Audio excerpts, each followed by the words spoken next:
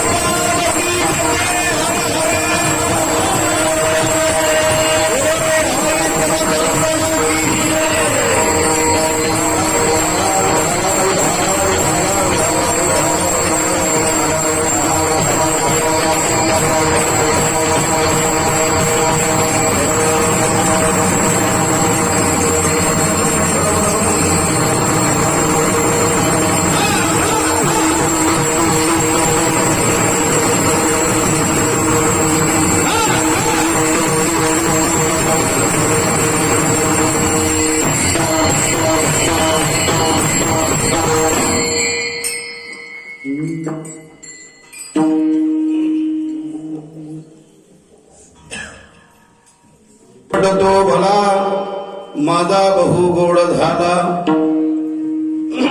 आलो निजाच्या माहेरा भेटी रखुमाईच्या वरा, परिहार झाला अवघ्या दुःखाचा मागिला, आलो निजाच्या माहेरा भेटी रखुमाईच्या वरा.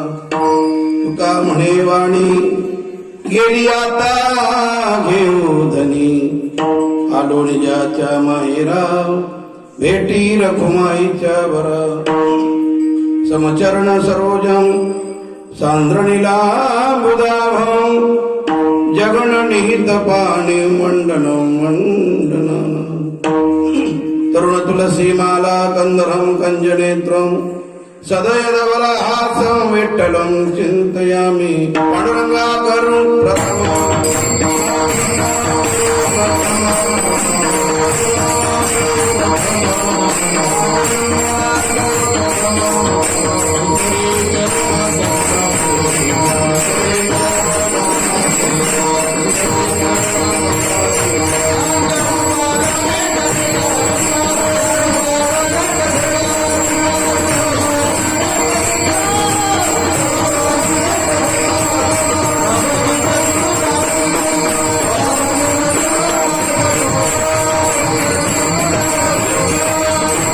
ज्ञानेशो भगवान विष्णु, निवृत्तीर भगवान हरः, सोपानो भगवान ब्रह्मा, मुक्ताख्या ब्रह्मचित कला. तयांची केली स्मरण, होय सकळ विद्यांचे अधिकरण. तेची वंदू श्री चरण श्री गुरूंचे, ते नमस्कारून आता. आता अभिनव वाद विलासिनी, जे चातुर्यार्थ कला कामिनी, ते श्री शारदा विश्वमोहिनी. नमस्कारिली मिया. नमो सद्गुरु तुकया ज्ञान दीपा, नमो सद्गुरु सच्चिदानंद रूपा, नमो सद्गुरु भक्त कल्याण मूर्ती, नमो सद्गुरु भास्करा पूर्ण कीर्ती. सेवे लागी सेवक झालो, तुमच्या लागलो निज चरणा. अहो स्वामी तुकया देवा, यावरी न करावा अभेरो, मस्तक ही पाया.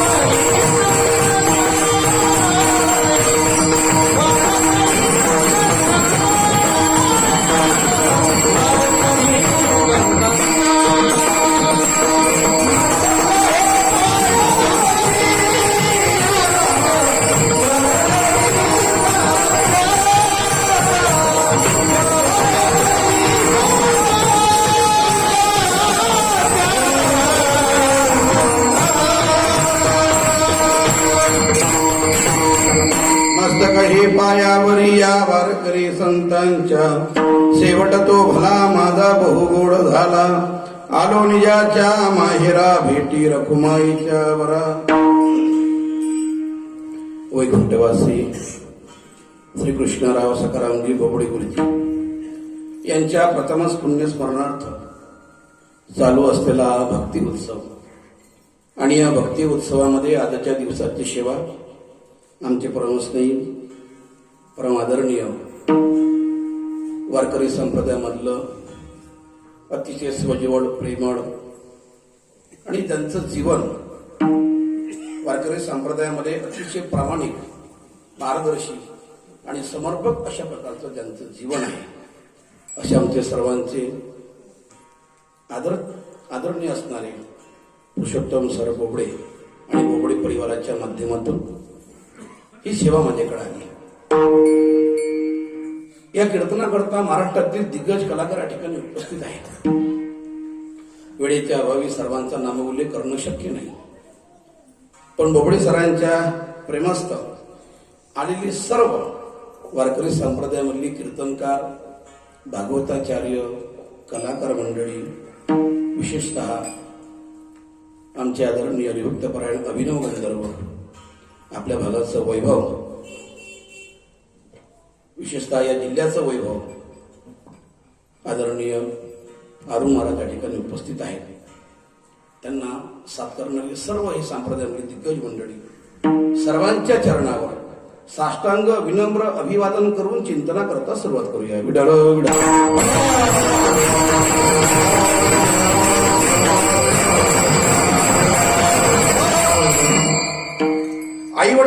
गेल्याच्या नंतर त्यांच्याबद्दल एखादा पुण्यस्मरणाचा कार्यक्रम करणं गरजेचं आहे का?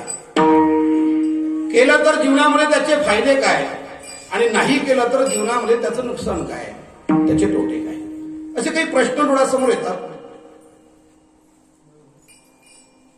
जगतामध्ये असे काही सर्वच लोक असे नाहीये की आईवडील गेल्याच्या नंतर त्यांच्या पुण्यस्मरणार्थ एखादा कार्यक्रम करतील, अन्नदान करतील, संकीर्तन करतील, असं काही सिद्धांत नाहीये. काही बोटावर मोजणे इतकी लोक आहेत की जे आईवडील गेल्याच्या नंतर त्यांच्याबद्दल कृतज्ञता व्यक्त करतात. गेल्याच्या नंतर सुद्धा जो व्यक्त केला जातो त्याला कृतज्ञता सोहळा म्हणत चला. ज्यांनी आपल्यावर उपकार केले त्या उपकाराची ज्यांच्या अंतःकरणामध्ये जाण असते ते व्यक्ती डोळ्यासमोर नसताना देखील त्यांच्याबद्दल केलेला सोहळा त्याला कृतज्ञता सोहळा म्हणतात. त्याला अंतःकरणामध्ये केलेल्या उपकाराची जाणीव असते.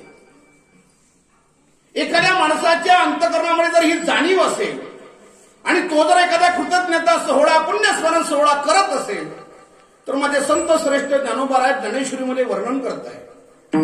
एखादा मुलगा आई वडील गेल्याच्या नंतर त्यांच्याबद्दल एखादा पुण्यस्मरणाचा सोहळा करत असेल तर तो त्या मुलाच्या जीवनामधला पर्वकाळ आहे. तो साधा काळ नाही, पर्वकाळ आहे. पर्वकाळ काही नेहमी नेहमी येत नसतो. सूर्यग्रहण, चंद्रग्रहण, द्वादशी तिथी ही पर्वकाळाची काही गोष्टी आहे. तसा आई वडिलांबद्दल केलेला पुण्यस्मरणाचा सोहळा हा सुद्धा त्या मुलाच्या जीवनामधला फार मोठा पर्वकाळ आहे. म्हणजे ज्ञानोबा वर्णन करत आहे. आणि सोम सूर्य आदी ग्रहणे येऊनी करविली ती पार्वणे का माता पितर मरणे अंकित जे दिवस.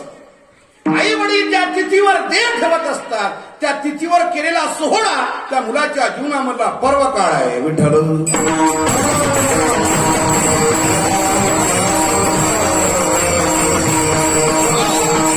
अरे जिवंतपणी आई वडिलांच्या उपकाराची जाणीव न ठेवणारा समाज कुठं?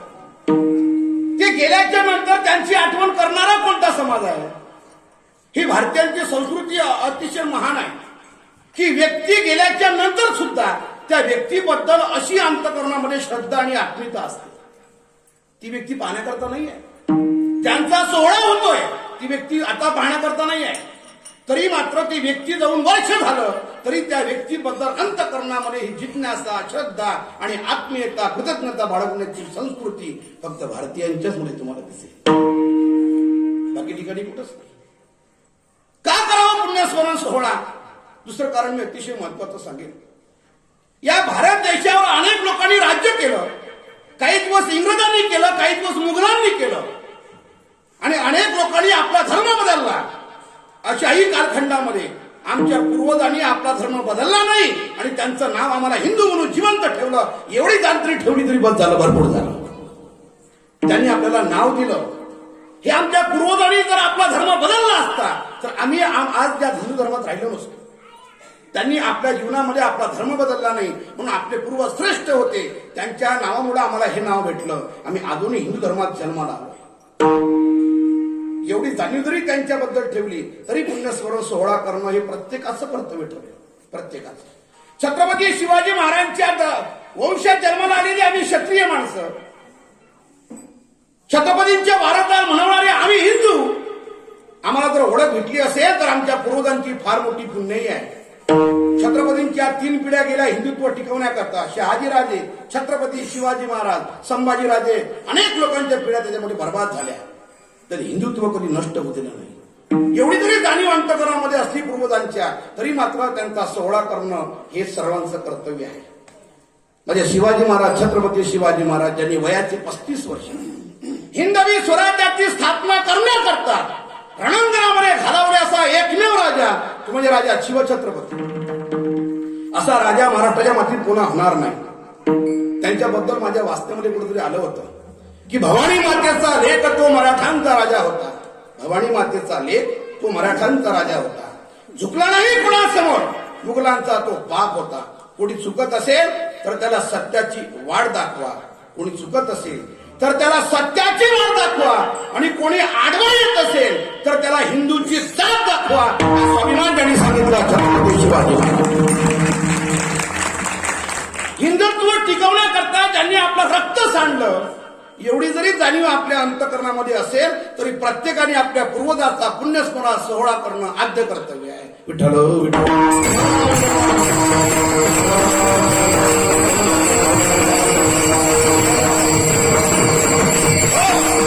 मी धन्यवाद देईन सर्व बोबडे परिवाराला, पुरुषोत्तम महाराज, पुरुषोत्तम सरांच्या वर्तमान सर्वांना मी धन्यवाद देईन की त्यांनी वडिलांबद्दल ही कृतज्ञता व्यक्त केली. ज्या वडिलांनी ते संस्कार त्यांच्यापर्यंत पोहोचवले, जे संप्रदायाचे संस्कार त्यांच्या रक्तात त्यांनी उतरवले, त्यांचे वारसदार ते बनले आणि त्यांचा वसा आणि वारसा तेवढ्या ताकदीने चालवण्याचा प्रयत्न ते करतायत. आणि आपल्या वडिलांचे संस्कार आम्हाला त्यांनी दिले म्हणून ही कृतज्ञता त्यांनी व्यक्त केली. त्यांना धन्यवाद देतो. ऐका, मरण दोन प्रकारचं असतं. काही माणसं जिवंत असून मरत असतात आणि काही माणसं मरून जगत असतात. जे जिवंत आहे आणि काही दिवसांनी मेले याच्या गणनेमध्ये कोणी सर्वजण आहे. ते गेल्याच्या नंतर त्यांची आठवण कोणी करत नाही. याला जगून मरण म्हणा. उदंडाची झाले जन्मोनी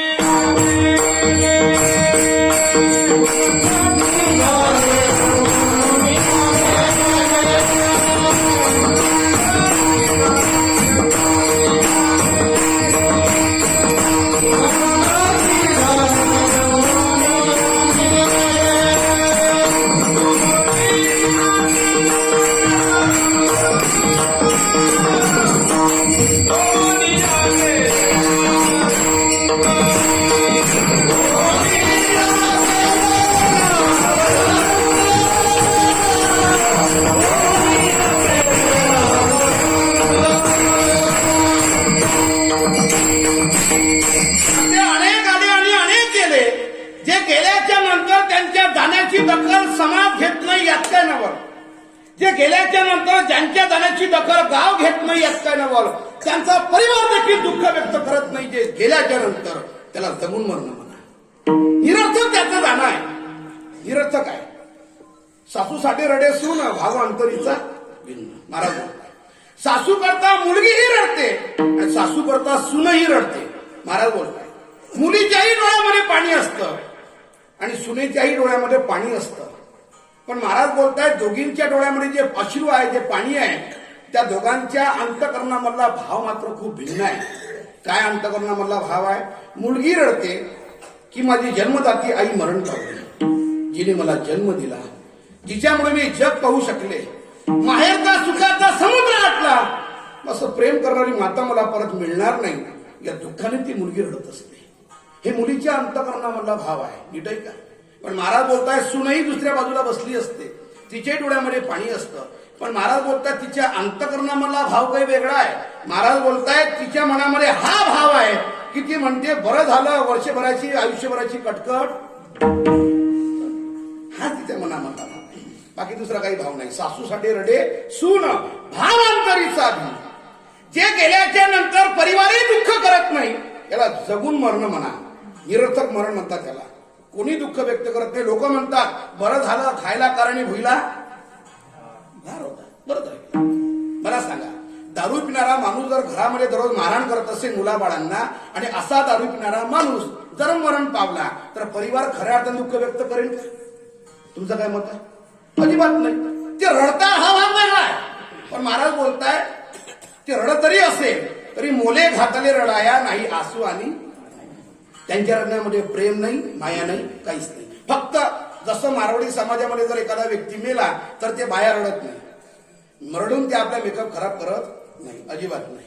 जशी एखादी मुलगी आता एक नवरी झाली वा अलीकडच्या काळामध्ये, तर नवरी झालेली मुलगी जी असते ती मुली आजकालच्या मुली रडत नाही, अजिबात रडत नाही. का? कारण मेकअप करणाऱ्या मॅडमने सांगितलेलं असतं 5,000 रुपये खर्च केला तुझ्या मेकअपसाठी. तू एवढी काळीभोर होती, तुला गोरी पान केलं मी, माझं हे कर्तृत्व आहे मेकअपचा. रडली तर सगळा नकाशा निघून जाईल. लोकांनी एवढं खरा चेहरा येईल, रडू नको. ती मुलगी जायपर्यंत डोळ्याचं पाणी पडू देत नाही, पाणी पडू देत. सांगत कसं असतं तिला. तो नंतरचा भाग आहे. मुलाच्या मनामध्ये काय विचार होतो हा नंतरचा भाग आहे, ते मला सांगायचं. तो सोडून द्या. ते जशा मुली रडत नाही तशा मारवाडी समाजामध्ये कोणी माया महिला रडत नाही. मग तिथं रडण्याकरता मरण मेलेला माणूस आहे, रडायचा आहे म्हणून भाड्याने पैसे देऊन आणतात त्या ठिकाणी महिला रडण्याकरता. रडा. मोले घातले रडाय. महाराज दृष्टांत आहे. जे बाई जास्त जोराने रडेल 500 जास्त, तिचा आवाज मोठा 500 जास्त. महाराज म्हणतात त्या बायाच्या रडण्यामध्ये आई हसू नाही, माया नाही, प्रेम नाही, काही नाही. मूल देऊन आणलेल्या त्या बाया आहे, पैशासाठी रडतात त्या, विषय संपला. तसं ज्याचं जाणं निरर्थक आहे, ज्याच्या जाण्याने कोणी दुःख व्यक्त करत नाही, याला जगून मरणं म्हणा. त्याच्यावर मला जास्त बोलायचं नाही. माझा महत्वाचा मुद्दा पुढचा आहे. काही लोक अशी असतात जे या मनुष्य म्हणून जन्माला येतात आणि माणुसकी नावाचं असं कर्तृत्व निर्माण करतात. उत्तमाची उरे कीर्ती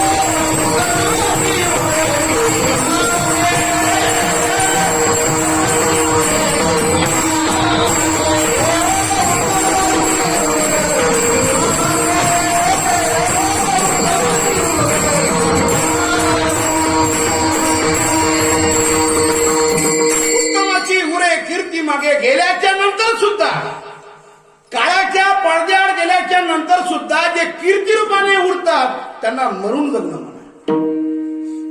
हे जगातला सर्वात श्रेष्ठ वर्ग आहे. आम्ही विसरू शकत नाही छत्रपती शिवाजी महाराजांना, आम्ही विसरू शकत नाही नानासाहेब कोटेकरांना, आम्ही विसरू शकत नाही सद्गुरू जोग महाराजांना, आम्ही विसरू शकत नाही वैकुंठवासी बोधे बाबांना. मरून जगणं. ही लोक काळाच्या पडद्या निघून गेली तरी मात्र यांचं विस्मरण होईल असा दिवस जाणार नाही. ज्यांनी बाबांचा सहवास केला त्यांच्या स्मरणात बाबा आले नाही असा एकही दिवस गेला नाही. मरून जे गेल्याच्या नंतर सुद्धा पिढ्या त्यांची आठवण काढल्या जाते.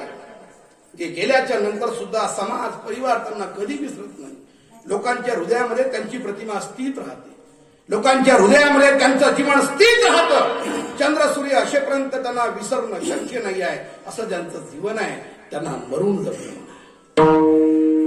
दिगंबर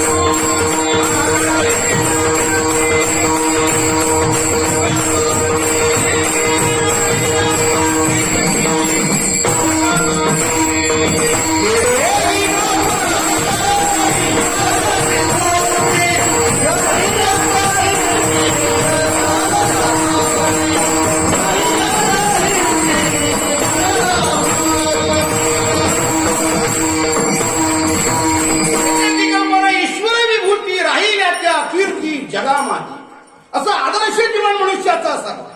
असा परिवारासमोर समाजासमोर असा आदर्श उभा करावा की गेल्याच्या नंतर सुद्धा समाजाने परिवाराने आमची आठवण काढावी. याला आदर्श जीवन म्हणतात. गुरुजींचं जीवन अतिशय आदर्श. गुरुजींनी आपल्या जीवनामध्ये आदर्श तो समाजासमोर ठेवला, परिवारासमोर ठेवला. त्यांच्या आदर्शाचा हा सोहळा आहे, त्यांच्या कृतज्ञतेचा हा सोहळा आहे, त्यांच्या संस्काराचा हा सोहळा आहे. सोहळा पुण्यस्मरण सोहळा कोणाचाही होत नसतो.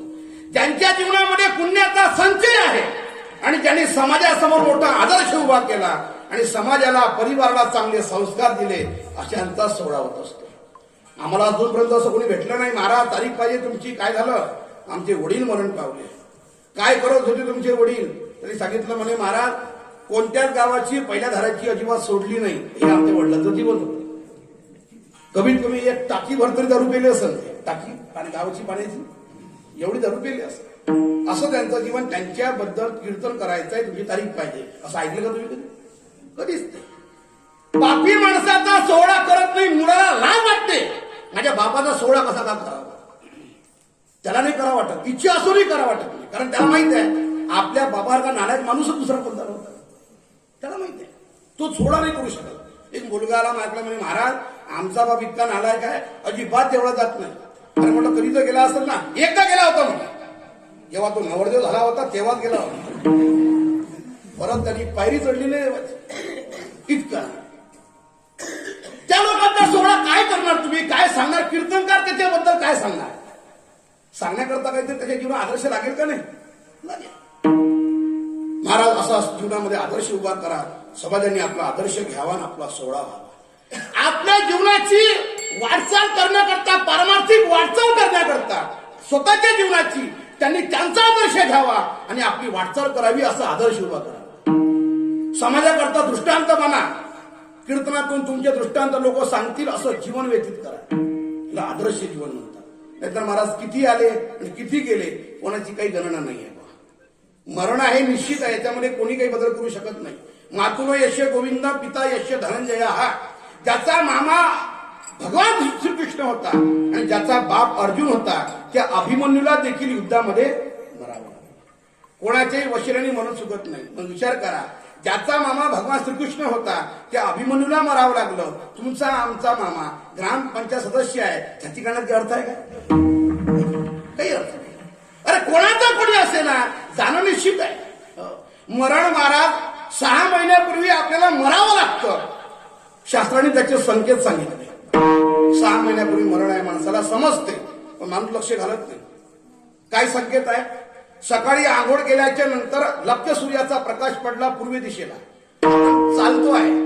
पूर्व दिशेला चालत असताना आपली निसर्गाच्या नियमाप्रमाणे आपली सावली पश्चिमेला पडली पाहिजे. पण ज्या दिवशी आपली सावली पश्चिमेला पडण्याच्या ऐवजी जर दक्षिण दिशेला पडली तर समजून घ्यावं इथून 6 महिन्यांनी आपला नंबर आहे. उद्यापासून तुम्ही सावलीच पास आहे, दुसरं काहीच नाही पास आहे. मला माहिती आहे 3 महिन्यांनी आपलं मरण आहे. 3 महिन्यांनी शास्त्राने संकेत सांगितले. तुम्हाला जेवढं लक्षात ठेवता येईल तेवढं ठेवा, मी सांगत राहतो. 3 महिन्यांनी आपलं मरण आहे. आंघोळ करत असताना अंगावर किती पाणी घ्या, 2 अंगावरच्या जागा अशा आहेत त्या कोरड्या राहतात, तिथं थेंब थांबत नाही पाण्याचा. हे ज्या दिवशी तुम्हाला दिसेल समजावं 3 महिन्याने आपलं मरण आहे. कोणत्या 2 जागा? एक खांद्यावरची जागा आणि दुसरी हृदयाची जागा. हे 2 जागा ज्या दिवशी कोरड्या दिसतील समजून घ्यावं 3 महिन्यांनी आपलं मरण निश्चित आहे. एवढं लक्षात ठेवतंय तेवढं लक्षात ठेवा. 9 दिवसांनी आपलं मरण आहे. काय संकेत आहे? कानी घालून या बोटे नादजे पहावे, न दिसता जाणावे 9 दिवस. कानामध्ये बोट घालायचं असं पक्क नाद ऐकू येतो. जो नाद ऐकू आला नाही समजून घ्यावं 9 दिवसांनी आपलं जाणं निश्चित आहे. भोव्या पाहता न दिसती जाणा, आयुष्याची गणना 7 दिवस. डोळा घालून या बोटा चक्र जे पहावे, न दिसता जाणावे 5 दिवस. आपल्या डोळ्यांनी आपल्या डोळ्यावरच्या भोव्या पाहायच्या. ज्या दिवशी दिसल्या नाही समजावं 7 दिवसांनी जाणं निश्चित आहे. डोळ्यामध्ये बोट घालायचं, चक्र दिसतं. चक्र दिसलं नाही समजून घ्यावं 5 दिवसांनी जाणं निश्चित आहे. एका दिवशी मरण आहे, आजच आम्ही मरणार आहोत. काय संकेत आहे? बारकाईने आहे का?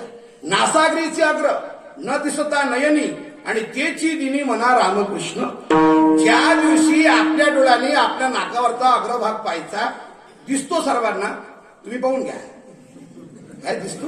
दिसतो, नक्कीच दिसतो. पाहिला? पाहून घ्या. ज्या दिवशी दिसेल त्या दिवशी तुम्ही आहात, पण ज्या दिवशी दिसला नाही समजून घ्यावं आपलं आजच तिकीट कटणार आहे. सकाळी उठल्या उठल्या तंबाखू पहिले नाही खायचा, पहिले नाक पाहायचा. आहे का? आपण आहे बा.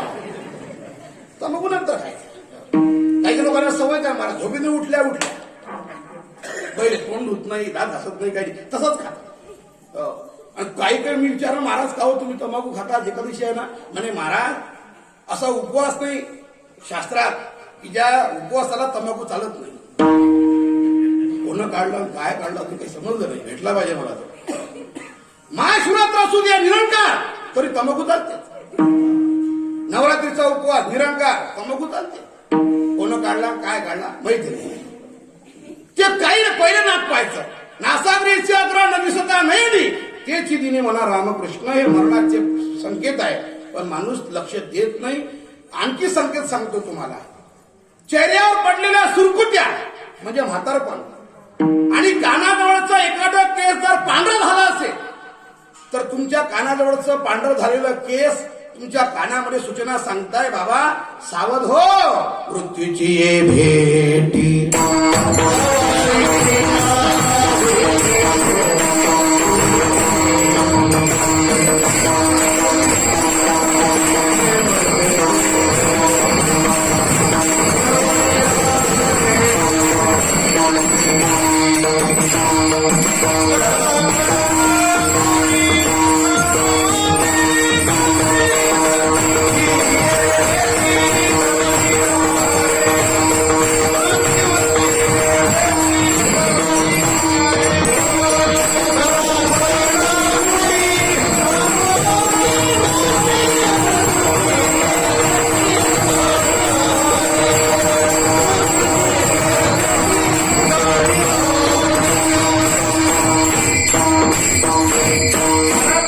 जरा म्हणजे म्हातारपण, जरा कर्ण मुडी, जरा म्हणजे म्हातारपण चेहऱ्यावर पडलेल्या सुरकुत्या तुम्हाला सांगून जात आहे.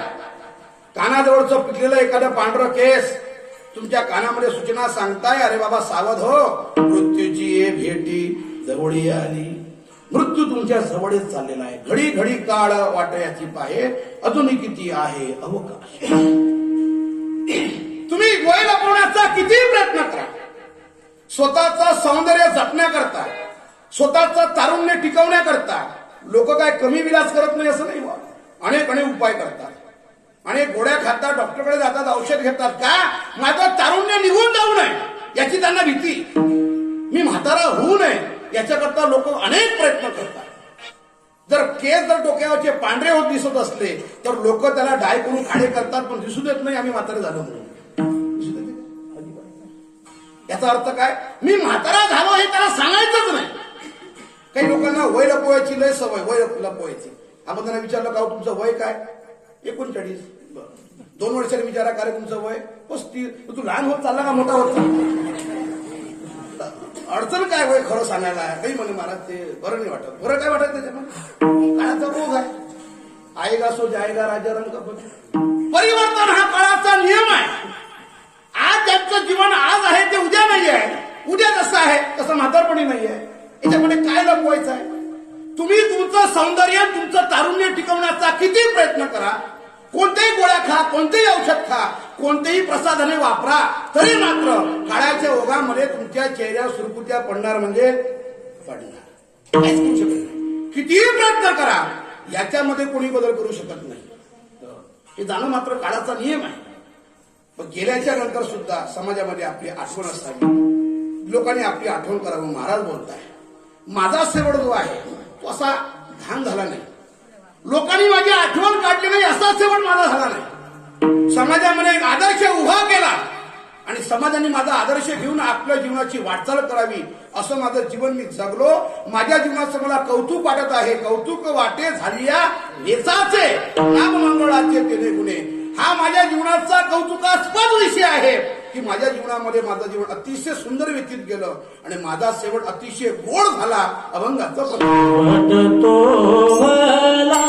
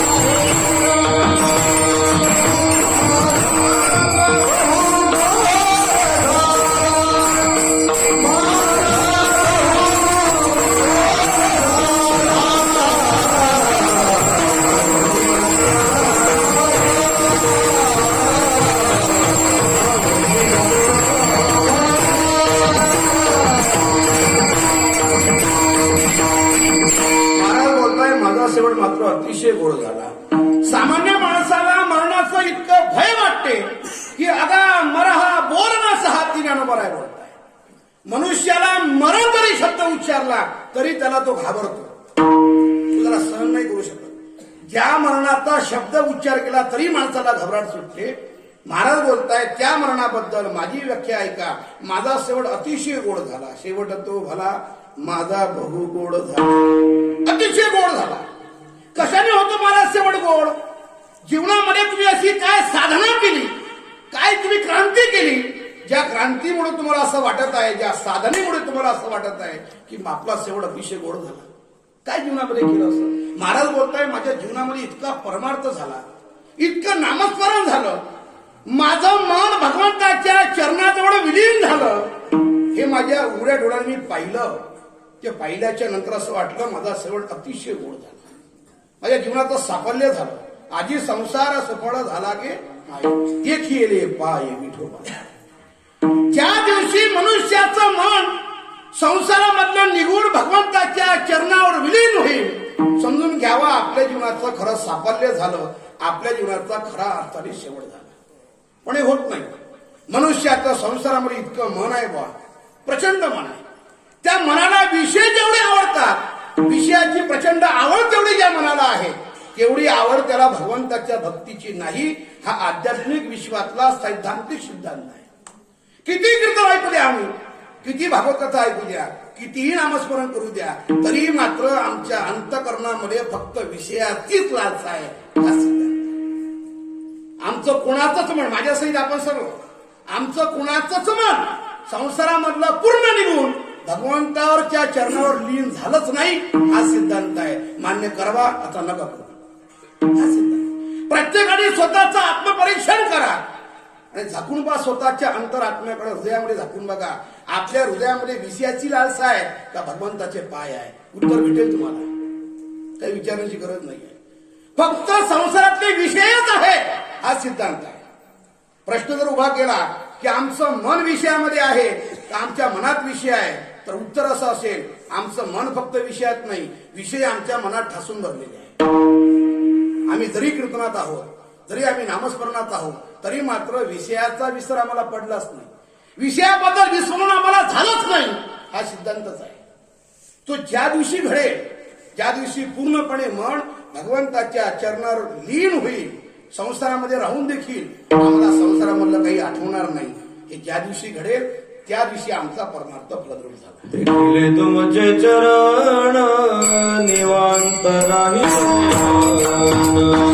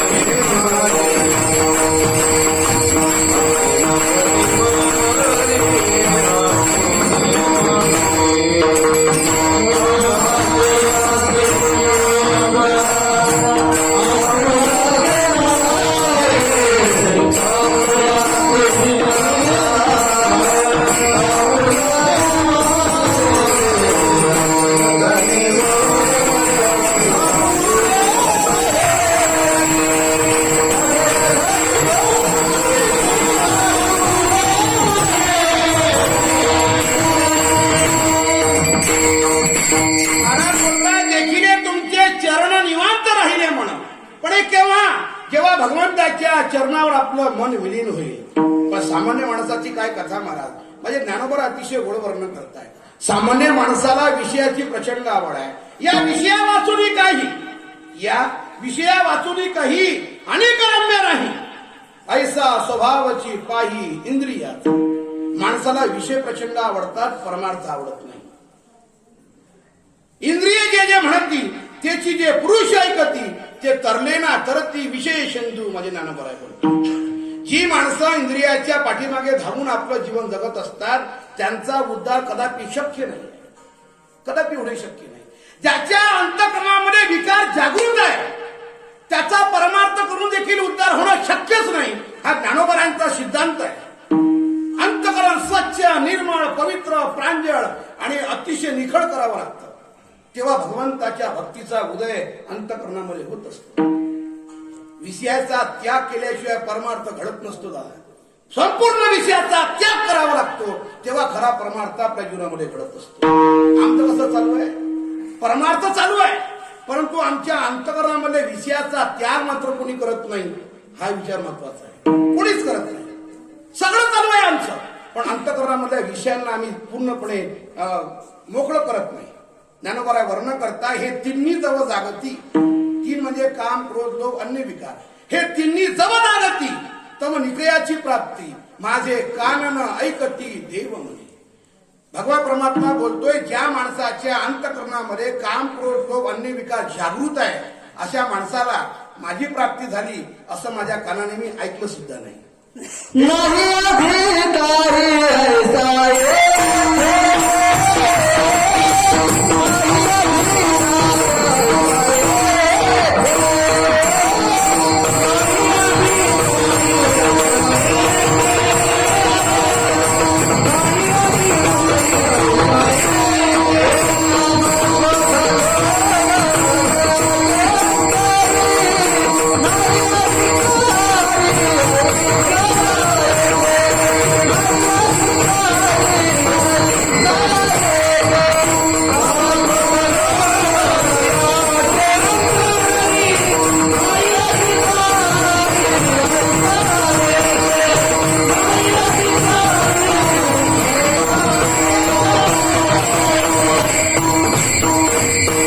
ऐसा अंतःकरणामध्ये काम, क्रोध, लोभ आहे त्याच्या जीवनामध्ये उद्धार कदापि शक्य नाही. एवढाच त्याचा अर्थ आहे. ते होणे शक्य नाही आहे. त्या विषयाचं विस्मरण पूर्णपणे व्हावं लागेल. त्याच्याशिवाय कदापि शक्य होणार नाही. आमचा परमार्थ चालू आहे पण तो फलद्रूप होणार नाही. एवढाच त्याचा अर्थ आहे. तो फलद्रूप होण्याकरता अंतःकरणामध्ये पूर्णपणे स्वच्छ करणं महत्वाचं आहे. तुका म्हणे चित्त करारे निर्मळ येऊनी गोपाळ राहे ते. आणि चित्त निर्मळ करणं महत्वाचं आहे. किती द्वेष भरलाय आमच्या अंतःकरणामध्ये, किती मत्सर भरलाय आमच्या अंतःकरणामध्ये. एखादा माणूस जर पुढे जात असला तर त्याचं मोठेपण आम्हाला पाहत नाही. त्याच्याबद्दल विनाकारण आम्ही मत्सर करतो. काही कारण नाही त्याचं. अरे तो स्वतःच्या कर्तृत्वाने मोठा होतोय. त्याच्या मोठेपणामध्ये होण्यामध्ये त्याच्या पाठीमागे त्याचा अभ्यास आहे, त्याचा सायास आहे. त्याचं मोठेपण स्वीकारण्याचा प्रयत्न करा. तो तसा मोठा झाला नाही आहे. त्यांनी स्वतःला मोठं करण्याकरता अनेक दिवस, अनेक रात्र त्यांनी टाकले आहेत. त्यांनी प्रयत्नाची पराकाष्ठा केली आणि स्वतःचं कर्तृत्व त्यांनी सिद्ध केलं. स्वतःला त्यांनी प्रूव्ह केलं. जर तो आमचा असेल तर त्याचं मोठेपण स्वीकारा. त्याचं मोठेपण जर तुम्ही स्वीकारत नसाल, त्याला पण तुमच्या मनामध्ये मत्सर निर्माण होत असेल तर तुमचा परमार्थ फलद्रूप नाही आहे. त्याचं मोठेपण स्वीकारा. तो आमचा आहे ही भावना जर तुमच्या अंतःकरणामध्ये असेल, विनाकारण आपलं अंतःकरण गलिच्छ गात्र करू नका. काही कारण नाही त्याचं. तो आमच्या गावातला आहे, आमच्या परिवारातला आहे. आणि त्यांनी जर स्वतःचं कर्तृत्व सिद्ध केलं असेल तर स्वाभिमानाने सांगा हा आमचा आहे. तो मोठा झालाय ना मुलगा, तो आमचा आहे. त्याचं कर्तृत्व स्वीकारण्याचा प्रयत्न करत चाला. आणि जी माणसं दुसऱ्याला मोठं करत असतात ती माणसं खूप मोठी असतात. ती मुळातच मोठी असतात. आणि ती माणसं दुसऱ्याचं मोठेपण पाहू शकत नाही. अतिशय खोल दरीमध्ये राहिलेली माणसं असतात. त्यांचे विचार कुचके असतात. ते विचाराने दरिद्री असतात. ती विचाराने दरिद्री माणसं असतात. ते दुसऱ्याचं मोठेपण स्वीकार करत नाही. उलट त्याचं मोठेपण पाहून त्याच्या अंतःकरणामध्ये द्वेष, मत्सर विनाकारण, काहीच त्याचं कारण नाही, विनाकारण. आणि त्यात तसं केल्याने काय होणार आहे? तो तर मोठा होत राहील, पण तुमचं अंतःकरण तुम्ही विनाकारण गलिच्छ गात्र करून घ्याल, विकारांना थारा त्या ठिकाणी द्याल. कसा काय परमार्थ फलद्रूप होईल? विठ्ठल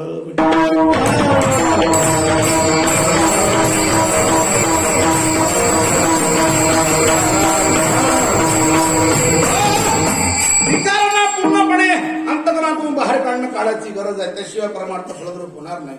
माझे ज्ञानोबा बोलताय अंतःकरणामधले पूर्ण विकार बाहेर काढून भगवंताची भक्ती करत राहणे, सतत नामस्मरण करणे, असं जीवन जर तुम्ही जगाल तर तुमचाही शेवट अतिशय गोड होईल आणि अतिशय तो भला होईल. असं जीवन जगाल. परोपकारी जीवन जगत असाल, नामस्मरण करत असाल तर जीवनाची जीवनाची खरी सार्थकता याच्यामध्येच आहे. माझे ज्ञानोबारांचे शब्द अतिशय गोड आहे. ज्ञानोबारांची ज्ञानेश्वरी वाचत चला, जीवनात तुम्हाला दुसरं काही वाचण्याची गरज लागणार नाही. जेवढं होईल तेवढं ज्ञानोबारांच्या विचार विश्वामध्ये खोल जाण्याचा प्रयत्न करा. त्यांच्या विचार विश्वामध्ये जाऊन आपलं जेवढं काही तुम्हाला घेता येईल तेवढं घेण्याचा प्रयत्न करा.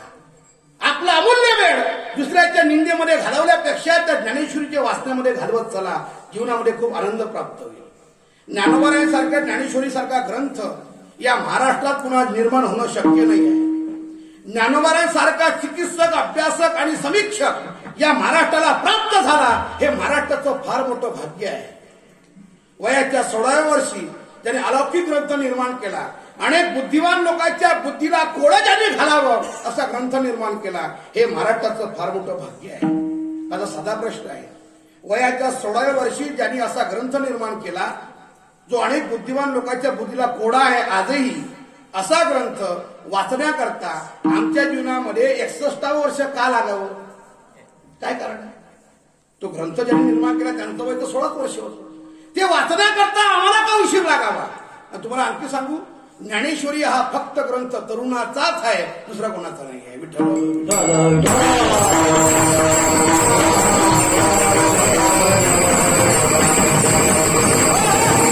त्याला जीवनामध्ये शब्द चातुर्य निर्माण करायचं आहे, त्याला वाक्चातुर्य व्हायचं आहे. माईक समोर उभं राहिल्याच्या नंतर त्याला अस्खलित मराठीमध्ये साहित्यामध्ये बोलायचं आहे, असे शब्द चातुर्य ज्याला निर्माण करायचं आहे त्यांनी ज्ञानेश्वरीचे वाचक व्हा. तुम्हाला दुसरं कोणतंही साहित्यामध्ये ग्रंथ वाचण्याची गरज पडणार नाही, कोणताच नाही. कारण महाराष्ट्रामध्ये 12व्या शतकाच्या अगोदर साहित्यामधला एकही ग्रंथ निर्माण झाला नव्हता. कारण नाही का, साहित्य मराठीमधल्या साहित्याची इमारत ज्याच्या अधिष्ठानावर उभी आहे ते माझा ज्ञानेश्वरीचा ग्रंथ आहे. ज्ञानेश्वरीमध्ये जे साहित्य भरलं असं साहित्य महाराष्ट्रात अजून देखील निर्माण झालं नाही. प्रगल्भता जर करायची तयार असेल, बुद्धीची प्रगल्भता, बुद्धीचा विकास करायचा असेल त्याला, तर ज्ञानेश्वरी वाचत चला. माझ्यासमोर अनेक तरुण लोक बसले आहेत, कॉलेजमध्ये राहणारे विद्यार्थी आहे, विद्यार्थिनी आहे. हे जेवढे काही लोक आहे यांना जर भाषणामध्ये काही आपली कला प्रदर्शन करायची असेल आणि आपलं वक्तृत्व सिद्ध करायचं असेल आणि वाक्चातुर्य निर्माण करायचं असेल तर त्या ज्ञानेश्वरीकडे धार्मिक ग्रंथ म्हणून पाहू नका. हे वाक्चातुर्य प्रदान करण्यासारखा ग्रंथ आहे, म्हणून तरी वाचत जा. जी मुलगी, जो मुलगा ज्ञानेश्वरीच्या 5 ओव्या दररोज वाचतो त्याला बोलण्याकरता कधी शब्दाची वाट पाहावी लागत नाही. शब्द त्याच्या डोळ्यासमोर असे खेळत असतात, धारा प्रवाहित असा बोलत असतो. ते भागीरथी जशी खळाखळा खळा वाहत असते तसा तो मुलगा आणि ती मुलगी खळाखळा शब्दाचे भांडार बोलत असतो, शब्दाचे झाड उभे करतो, शब्दाच्या इमारती बांधतो तो मुलगा. जर ज्ञानेश्वरीचा वाचक असेल तर धारा प्रवाही बोलू शकतो. तो किती समाज असू द्या, त्या समाजासमोर तो अस्खलित साहित्यामध्ये बोलू शकतो. माझ्या ज्ञानोबारांच्या ज्ञानेश्वरीची कृपा आहे. सांगू तुम्हाला, ज्या मातीत मी उभा आहे या भूमीवर माझ्या गुरुवरांच्या पावलांचे ठसे उमटलेले आहे, त्याची मला जाणीव आहे. ते वैकुंठवासी गुरुनाम गुरु मामासाहेब दांडेकर असतील, वैकुंठवासी रामचंद्र बाबाजी असेल, वैकुंठवासी अमृत बाबाजी असतील, वैकुंठवासी भाऊसाहेब उरुलीकर असतील, वैकुंठवासी दातामूर्ती बोधीबाबा असतील, नानासाहेब कोटेकर असतील, अशा अनेक थोर थोर महात्म्यांच्या पदस्पर्शाने पावन झालेली ही भूमी आहे. तुमच्या गावातला कणकण पवित्र झाला या संत महात्म्यांच्या पदस्पर्शाने, याची मला पूर्णता जाणीव आहे. मी अशा ठिकाणी बोलतोय की ज्या ठिकाणी माझ्या मामासाहेबांनी उभं राहून कीर्तन करावं, ज्या ठिकाणी माझ्या वैकुंठवासी रामचंद्र भाऊजींनी कीर्तन करावं, मी अशा ठिकाणी उभा याची मला जाणीव आहे. मी दिशाभूल करण्याचा नक्कीच प्रयत्न करणार नाही. हे सगळी कृपा आमच्यावर असेल कोणाची तर स्वानंद सुखनिवासी सद्गुरू जोग महाराज वारकरी शिक्षण संस्थेची कृपा आहे की आम्ही तुमच्या समोर आज बोलतो आहे. नगर जिल्ह्यात जर तुम्ही गेलात अशी मशीन निघाली, इकडनं ऊस टाकला की तिकडनं साखर बाहेर पडते. ही विज्ञानाची प्रगती आहे. विज्ञान खूप प्रगत झालाय, प्रचंड प्रगत झालंय विज्ञान. इथे बसलेला माणूस दिल्लीच्या माणसाशी फेस टू फेस बोलू शकतो, विज्ञानाची प्रगती आहे. तुम्ही शेगावला गेलात तर इकडनं कणिक टाका, पाणी टाका, मशीन अशी तयार झाली की तिकडनं पोळ्या करून बाहेर पडते, अशी मशीन. आता अजून ऍडव्हान्स टेक्नॉलॉजी निघणार आहे, पुढे मशीन अजून एक निघणार आहे, इकडनं माणूस टाकायचा, तिकडनं जेवण करून बाहेर पडला पाहिजे, अशी मशीन निघणार आहे. काही सांगता येत नाही. एक मशीन अशी आहे नगर जिल्ह्यामध्ये की ऊस तयार झाला इकडनं की साखर बाहेर पडते, टाकला ऊस की अशी मशीन आहे. पण माझ्या स्वानंद सुखनिवासी सद्गुरू जोग महाराजांनी 1917 मध्ये अशी क्रांती केली की इकडनं गावातला अनपढ अशिक्षित मुलगा संस्थेत नेऊन टाका. 4 वर्ष पूर्ण झाले की तो आदर्श कीर्तनकार म्हणून बाहेर पडतो. ही क्रांती माझ्या वर्ग शिक्षण संस्थेची आहे. अशी क्रांती कोणी केली नाही आता. ही साधी क्रांती नाही आहे.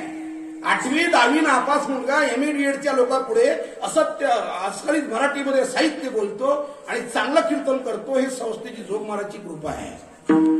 साधी क्रांती नाही आहे. काही लोकांना माईक समोर हॅलो म्हणता येत नाही. चला गावकरी मंडळी कीर्तनाची वेळ झाली एवढंही म्हणता येत नाही. काही काही नेते मंडळी पाहिले मी मोठमोठ्या पदावर आहे पण त्यांना माईक मध्ये अजून भाषण नाही करता येत. पैशावाले प्रचंड आहेत. ते पैशाने श्रीमंत आहे. पण जी माणसं पैशाने श्रीमंत असतात ती माणसं शब्द दरिद्री असतात. शब्द दरिद्री. कोणा माईक समोर उभं राहण्याचे शब्द त्यांना आठवत नाही. याला शब्द दरिद्री म्हणा. एखाद्या माऊलीने चांगला स्वयंपाक करावा आवडला आपल्याला पण वर्णन करता येत नाही तिच्या स्वयंपाकाचं. याला शब्द दरिद्री म्हणा. काय बाई तुम्ही स्वयंपाक केला. अरे बोल ना पुढे. काय बाई स्वयंपाक झाला. पुढे म्हणणं काहीतरी सुरेख झाला चविष्ट झाला अतिशय गोड असं काही म्हणत नाही. आठवत नाही. शब्द समजत नाही. शब्द दरिद्री म्हणा. त्या लोकांना बोलता येत नाही. पैसा प्रचंड आहे. एक नेता प्रचाराकरता बाहेर पडला. लोकांच्या गावामध्ये गेला आणि लोकांना आव्हान देतो जोरदारने भाषण करतोय. गेल्या 20 वर्षापासून तुम्ही मला निवडून देताय. याही वर्षी निवडून द्या. गेल्या 20 वर्षापासून तुमच्या गावाचा विकास करण्याचा मी प्रयत्न करतोय. म्हणजे तू गेल्या 20 वर्षापासून प्रयत्नच करतोय मग तू विकास करशील कधी. प्रयत्न माझा चालू आहे. याही वर्षी मला निवडून द्या. मला जर तुम्ही निवडून दिला तुमच्या सगळ्याही अपेक्षा पूर्ण करेल. एक माणूस उठला आणि तो माणूस म्हटला साहेब काहीच अपेक्षा नाही आहे. फक्त जर तुम्ही निवडून आलात तर एक इच्छा पूर्ण करा. काय तुमची इच्छा आहे. आमच्या गावामध्ये मशानभूमी नाही तेवढं मात्र बांधून देण्याचं काम तुम्ही करा एवढी विनंती आहे. पण त्यांनी म्हणावं ना आलो निवडून तर बांधून देईल. तो काय म्हटला अरे मला फक्त निवडून द्या. तुमच्या गावात एक मशानभूमी काय तुमच्या घरात मशानभूमी म्हणून देतो. अरे तू बोलतो काय तुझा बजेट काय आचार विचार तुला. अरे ते काय घर योजना आहे घरा बांधून द्या. घर योजना आहे का ते. मशानभूमी भल्या माणसा गावात एकच असते. घरा बनवून देतो. अशी हे शब्द दरिद्री लोक आहे. कुठं काय बोलावं या शब्द प्रसंगाचं गांभीर्य नाही. काही माहिती नाही आपण काय बोलतोय कुठं बोलतोय. एक नेता निवडून आला आणि त्याचा सत्कार ठेवला गावच्या लोकांनी. सत्कार ठेवला. गावच्या हेडमास्टरने सांगितलं बोला साहेब 2 शब्द बोला. त्याला उभ्या आयुष्यात माहीत कसा माहिती नाही कसं बोलावं माहिती. दरदरून घाम फुटला. कसा 2 शब्द बोलला आणि शेवटचं वाक्याने समारोप केला. कसा माझी बोलण्याची इच्छा अजिबात नव्हती पण गावातल्या हेडमास्टरनी मला आग्रह केला म्हणून बोललो. आता गावातल्या हेडमास्टरला भावपूर्ण श्रद्धांजली वाहतो आणि थांबतो. बघा याचा विचार करा. हा कुठं नेऊन ठेवला महाराष्ट्र. हे असे जर नेते केले तर काय विकास होणार आहे महाराष्ट्राचा. काय होईल अजिबात. याला शब्द दरिद्री म्हणा. विनोद सोडा मागा. पण माझ्या झोपाराशी क्रांती आहे का. संस्थेतला मुलगा 8वी 10वी नापास असेल कदाचित. तो जास्त उच्च शिक्षित नसेल कदाचित. पण तरी मात्र तो MA-BEdच्या लोकांपुढे चांगलं बोलू शकतो. त्यांच्याही बुद्धीला गवसणी घालू शकतो आणि त्यांच्या हृदयाचा ठाव घेऊ शकतो. ज्ञानोबारांच्या ज्ञानेश्वरीबद्दल प्रेम उत्पन्न करू शकतो. ही क्रांती म्हणजे जोग महाराज. साधी क्रांती नाही आहे. त्या जोग महाराजच्या शिक्षण संस्थेहून आम्ही या ठिकाणी उभे आहोत. ज्ञानेश्वरी सारखा ग्रंथ या महाराष्ट्रात पुन्हा जन्माला येणार नाही. आमचं फार मोठं भाग्य आहे. असा अभ्यासक आणि चिकित्सक महात्मा पुन्हा जन्माला येणार नाही. आपला अमूल्य वेळ वया तसं घालू नका. दुसऱ्याचे वर्तमानपत्रामध्ये टाइमपास गोष्टी आणि त्या कथानक गोष्टी वाचल्यापेक्षा मोबाईलवर आणि व्हॉट्सअपवर फेसबुकवर आपला वेळ घालवल्यापेक्षा आपला वेळ चिंतनामध्ये घालवत चला. आपला शेवट गोड होईल. विठ्ठल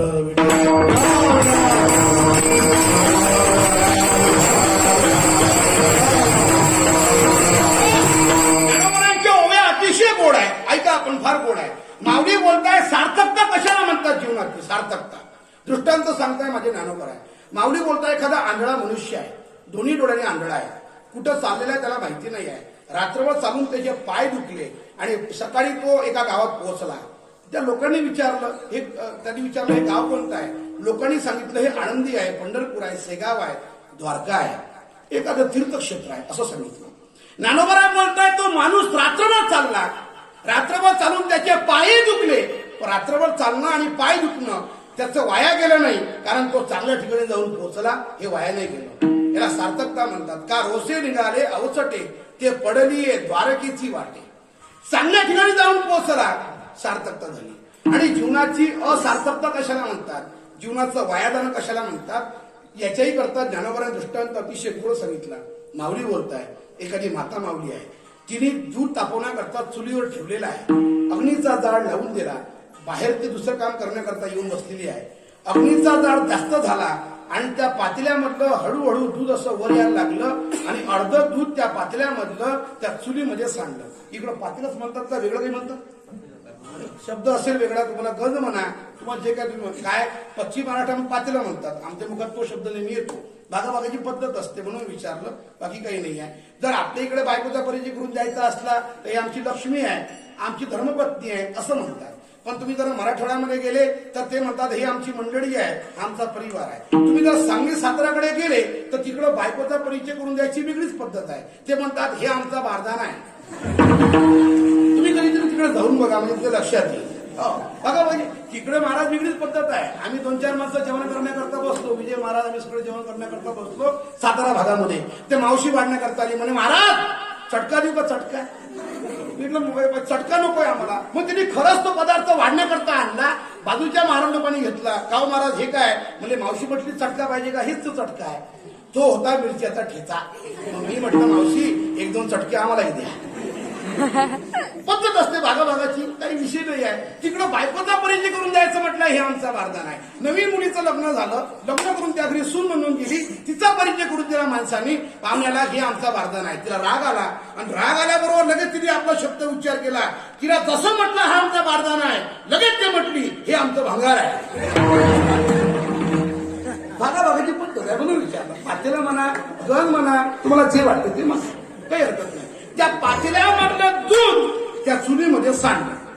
बाईचं लक्ष गेलं, पातेल्यात दूध आता काही शिल्लक राहिलं नाही. बाई घरात आली, चुलीमधला जाळ कमी केला, ते पातेलं उचललं, हळूच खाली ठेवलं आणि चुलीमध्ये सांडलेलं दुधाकडे पाहिलं आणि विचार केला, आता हे दूध चुलीमध्ये सांडलं, आता हे काही कामाचं नाही. पण तरी आपण अशी संकल्पना करायला काही हरकत नाही. हातामध्ये पाणी घेतलं, चुलीमध्ये पाणी सोडलं आणि संकल्प म्हटला, श्रीकृष्ण अर्पण नमस्तु. देवाला पावलं. लोकांची काय इच्छा असते पहा, विचित्र भावना. जी गोष्ट काही कामाची नाही ते कोणाला पावली म्हणतात? देवाला. नारळ जर फोडताना हनुमंतराला चांगलं निघालं तर कुटका मारुती राहिला, सगळ्याच्या सगळं. ते इतका महाराज इतका गधीर असतो तो माणूस की तो बसलेल्या पारवाच्या लोकांनाही वाटत नाही, घरी म्हणतात अजिबात नाही वाटत, त्याचा कळसच करतो. आणि जर याचा कदाचित नारळ जर खवून निघालं तर अख्खच्या अख्ख हनुमंतराच्या पुढे सगळंच एकटाच खातो, कोणाला देऊ नको. मग काय म्हणतात लोक देवाला? ती बाई म्हटली हे श्रीकृष्णार्पण नमस्तु. चुलीत सांडलेलं दूध देवाला पावलं. ज्ञानोबा बोलताय, अगं बाई ते दूध जर वासरांनी पिलं असतं तर सार्थकी लागलं असतं. गावात काही महाराज मंडळी आले त्यांना पाजलं असतं, सार्थकी लागलं असतं. पाहुणे आले असते त्यांना पाजलं असतं, सार्थकी लागलं असतं. याच्यामधल्या कोणाच्याच पोटात ते गेलं नाही. ते चुलीच्या त्या ठिकाणी सांडलेलं आहे चुलीमध्ये, याचा अर्थ ते देवाला पावत नाही, ते वया गेलं. शब्द माझे ज्ञानोबारायांचे, ना दूध वाढीता ठाव पावे तरी उतोनी जाईल स्वभावी. उतू गेलं जे दूध असतं ते वया जात असतं, ते महाराज देवाला पावत नसतं. ज्ञानोबाला बोलताय, तैसे शास्त्र साह्य विन तरी नो हे केले अकारण तरी लाभो का नागवन दानलेखी. दारू पिलेला माणूस जर फाट्यावर पडला असेल, त्याच्या खिशामध्ये जर 5,000 रुपये असेल आणि चोराने जर चोरून नेले असेल, सकाळी तो उठला आणि त्याला जाग आली आणि विचार केला, रात्री आपल्या खिशात 5,000 रुपये होते पण आता काहीच नाही आहे, कोणीतरी आला आणि घेऊन गेला. पण आपण असा विचार करू, पुरुषोत्तम सरांनी अतिशय सुंदर असा सप्ताह केला. महाराष्ट्रातले दिग्गज कलाकार आणि कीर्तनकार या ठिकाणी उपस्थित केले. आपण असं समजू ते 5,000 रुपये त्या सप्त्याला काय केले? झोपले काय केले? दान. ज्ञानोबा बोलतात तसं होणार नाही. जर ते पैसे रामाच्या प्रभुरामचंद्राच्या चरणावर आणून टाकले असते, दान पावले असते. गुप्तपेटीत टाकले असते, दान पावले असते. पंकज महाराजचं कीर्तन जर त्याला जास्त आवडलं असतं, त्याच्या खिशात आणून टाकले असते तरी, म्हणजे तसं काही करू नका तुम्ही, तरी काय झाले असते? दानच पावले असते. पण ते चोराने गेले, याचा अर्थ ते वया गेले तरी लाभो का नागवन दान लेखी. जसे ते पैसे दान पावत नाही, तसं चुलीमध्ये सांडलेलं दूध देवाला पावत नाही, तसं भगवंताची भक्ती न करता जर तुम्ही मरत असाल तर तुमचं जीवन पूर्णपणे वाया गेलेलं आहे, असं त्याचा अर्थ आहे. विठ्ठल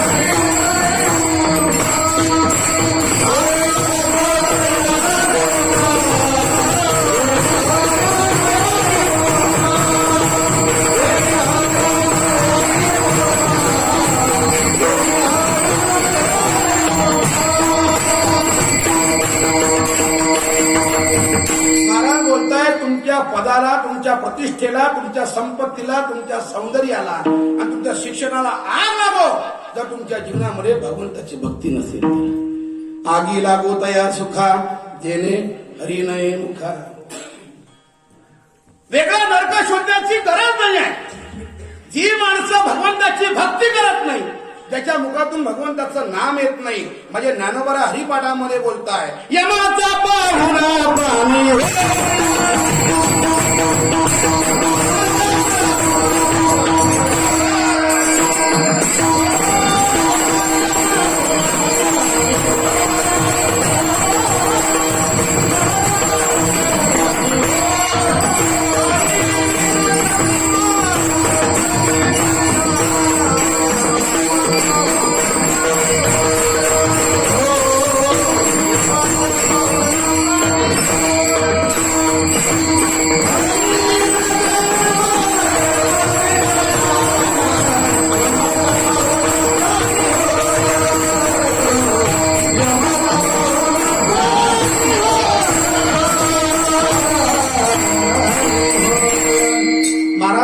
ज्ञानेश्वर महाराज आपल्या हरिपाठामध्ये जी माणसं भगवंताचं भजन करत नाही, वेगळा नरक शोधण्याची गरज नाही, हरिविना जन्म नरकची पैदाना.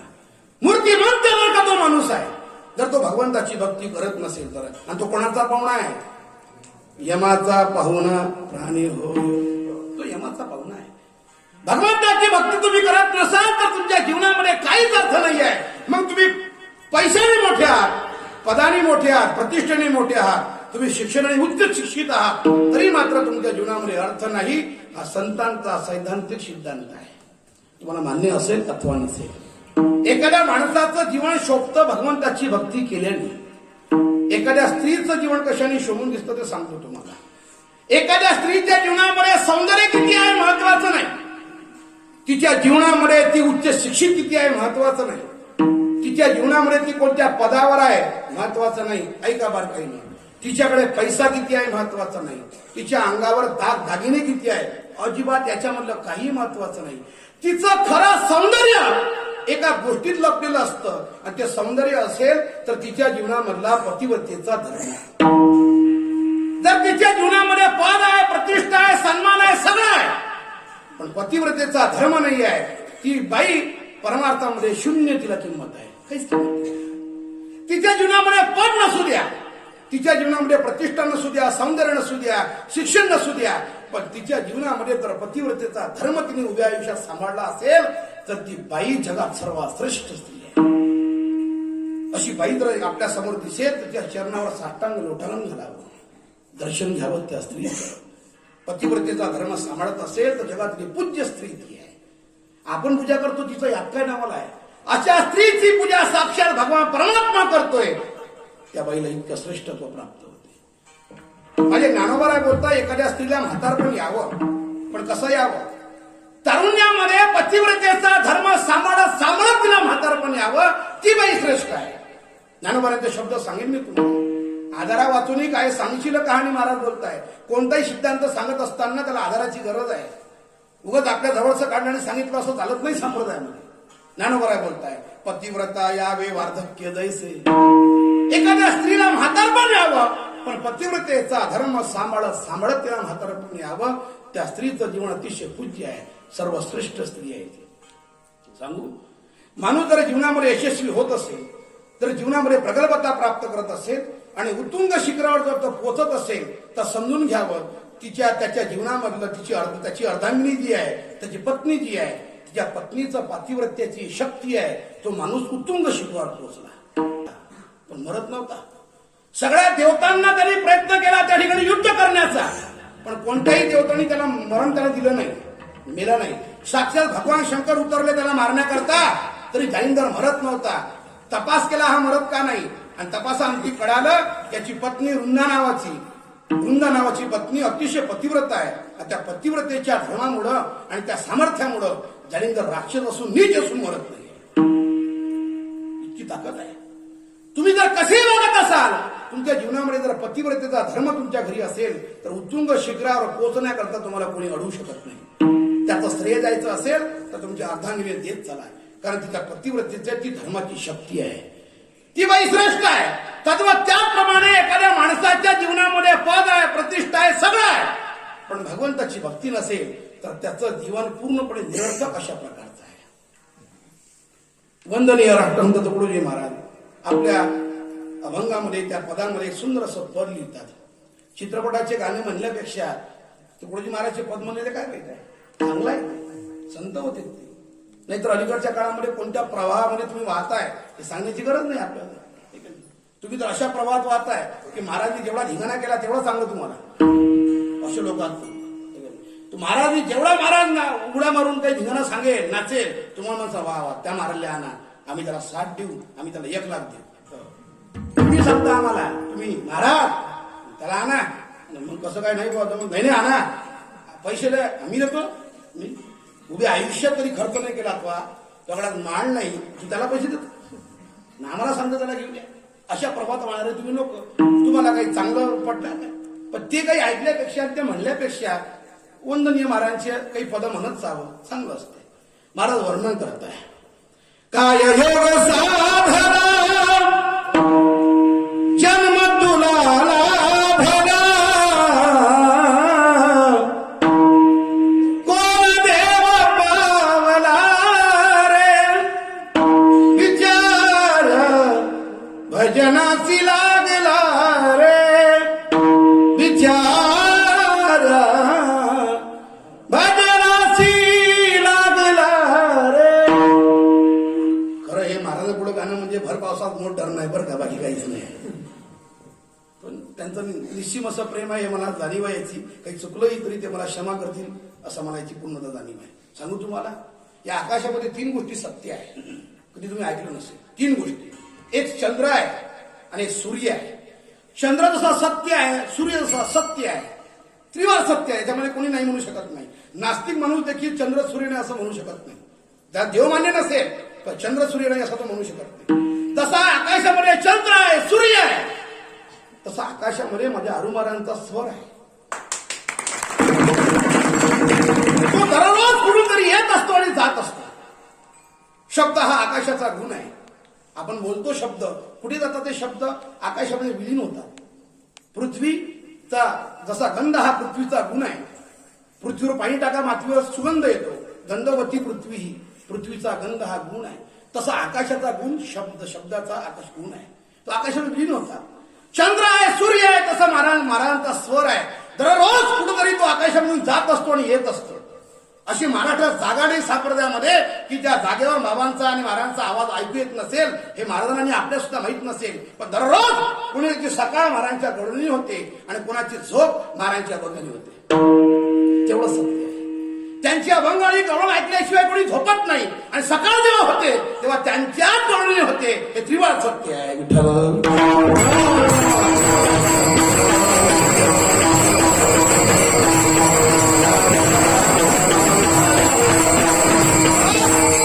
महाराज बोलताय, जर जीवनामध्ये तुला मनुष्याचा देह प्राप्त झाला असेल आणि जर तू भजन करत असतील तर तुझ्या जीवनामधला अतिशय सुंदर असा योग आहे. महाराज बोलताय, जर शेवट गोर करायचा असेल तर जीवनामध्ये भक्ती करा, भरपूर भक्ती करा. करा हरिभक्ती परलोकी येईल कामा, सोडविल यमा वासोनिया. भगवंताची भक्ती केल्याने शेवट गोड होत असतो. महाराज बोलताय, माझ्या जीवनामध्ये अतिशय भक्ती घडली. महाराज तुम्हाला शेवट गोड झाला मान्य आहे आम्हाला. तुमच्या जीवनामध्ये असा काय परिणाम झाला, तुम्हाला भेट झाली कोणाची, त्या अर्थाने तुम्ही म्हणताय माझा शेवट गोड झाला. उत्तर देताय महाराज अभंगाचं 2य चरण. आलो निजाचा माहेरा, आलो निजाचा माहेरा, आलो निजाचा माहेरा,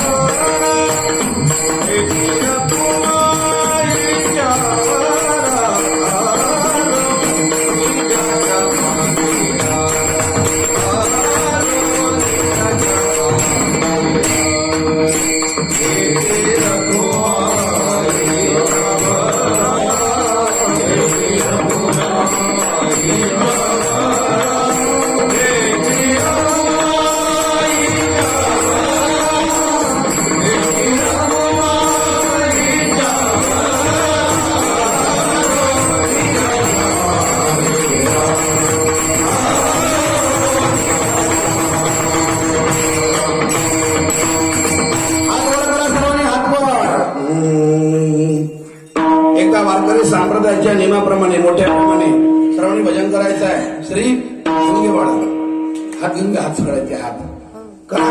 शूटिंग चालू आहे, हातवर करा, दिसले पाहिजे हात.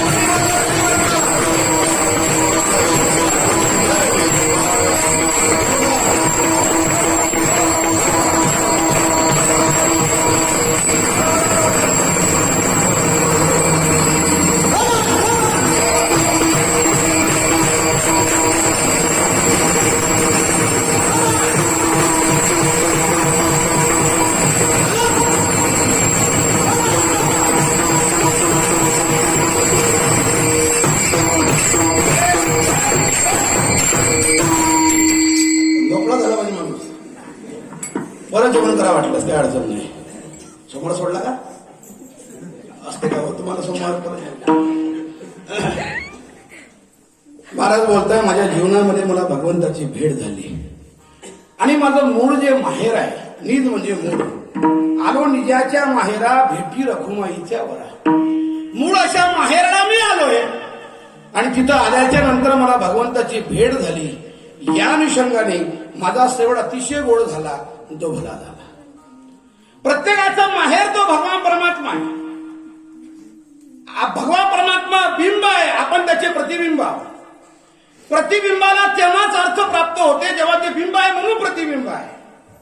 अग्नी आहे म्हणून त्याची ज्वाळा आहे, पाणी आहे म्हणून त्याचं तरल आहे,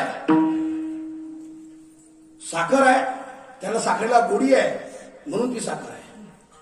साखरेशिवाय गोडी राहू शकत नाही, अग्नीशिवाय ज्वाळा राहू शकत नाही, पाण्याशिवाय तरल राहू शकत नाही. कोणी म्हणाल महाराज पाणी आहे आणि तरल सुद्धा आहे, वेगळी आहे. नाही नाही, पाणी आहे म्हणून तरल आहे.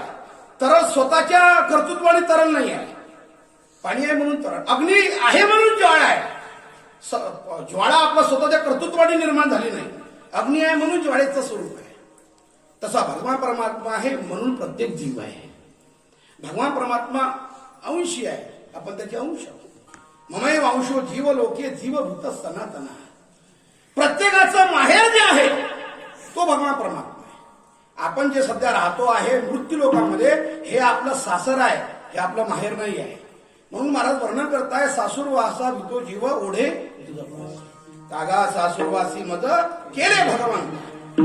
मला बोलताय, मला या सासूरवासीमध्ये करमत नाहीये. आपण सर्वजण आपल्या सासूरवाडीमध्ये आहोत. आपलं खरं जे माहेर आहे तो भगवान परमात्मा आहे. आपलं हे माहेर नाही. प्रत्येकाला जायचं आहे. पंढरी माझे माहेर साध. प्रत्येकाचं माहेर ते आहे. माहेराला आपले आईवडील असतात, माहेरला आपल्या आठवणी असतात बालपणीच्या. आपलं ते मूळ असतं, जिथं आपला जन्म प्राप्त झालाय ते आपलं खरं माहेर आहे. महाराज बोलताय, जाई ना गे माहेर तया पंढरपुरा भेटे ना माहेरा आपुलिया.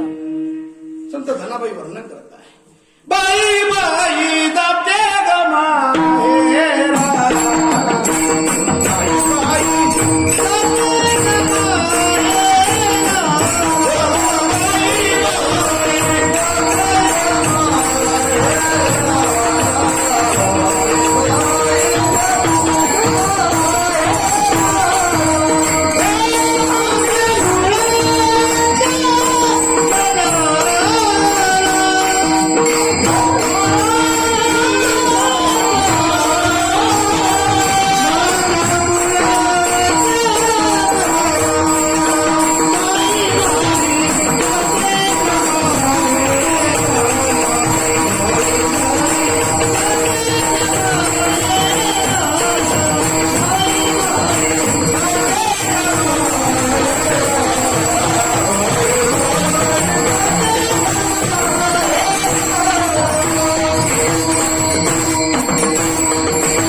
संतांनी आपल्या माहेराबद्दल आपले उद्गार काढले. आपुल्या माहेरा पायीन मी आत.